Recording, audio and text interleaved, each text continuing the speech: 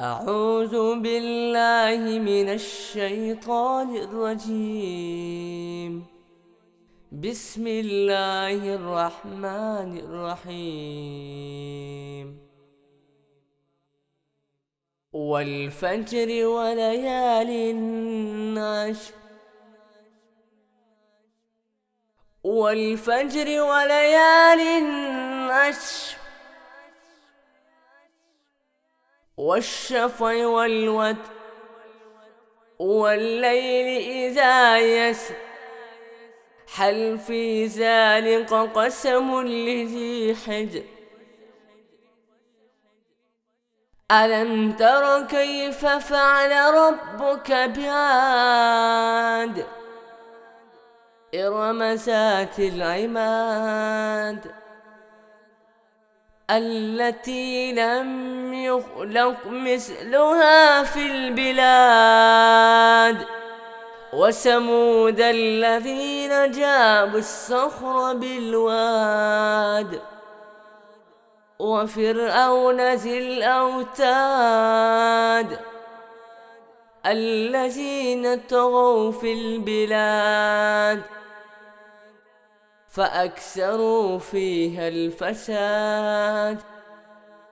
فصب عليهم ربك سوط عذاب. إن ربك لبالمرصاد.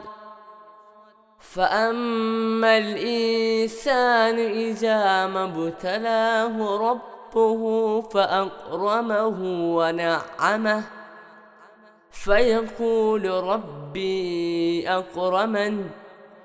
وأما إذا ما ابتلاه فقدر عليه رزقه فيقول ربي أهانن.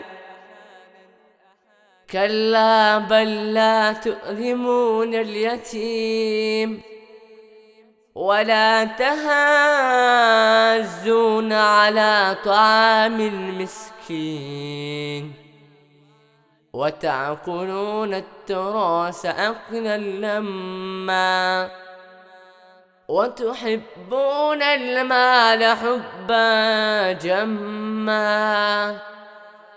كلا إذا دكت الأرض دكا دكا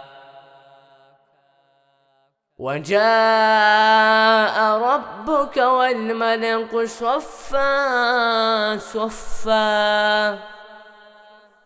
وجيء يومئذ بجهنم. يومئذ يتذكر الإنسان وعنى له الذكرى. يقول يا ليتني قدمت لحياتي.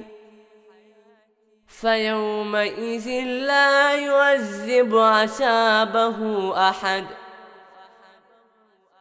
لا يوثق وثاقه أحد. يا أيتها النفس المطمئنة ارجعي إلى ربك راضية مرضية فادخلي في عبادي وادخلي جنتي.